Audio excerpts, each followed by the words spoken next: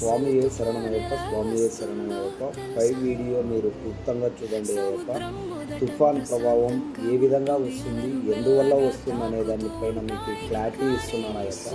మీరు ఆ వీడియోని చాలా క్లుప్తంగా చూడండి అయ్యప్ప. ఎందువల్ల మనకు తుఫాన్ వస్తుంది అనేది ఆ వీడియోలో మీకు చూపిస్తాను అయ్యప్ప. చూడండి బాగా.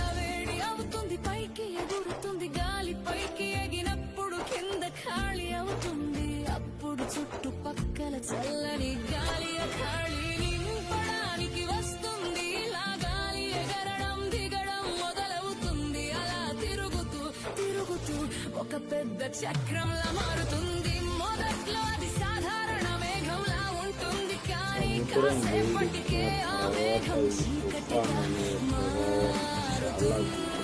మేఘాల మధ్య మెరుపులు మెరుస్తాయి. గాలి గర్జిస్తుంది, సముద్రం మీద గాలి వేగం భయం కిలోమీటర్ల ఉంటుంది. అదే ఆ క్షణం తుఫాన్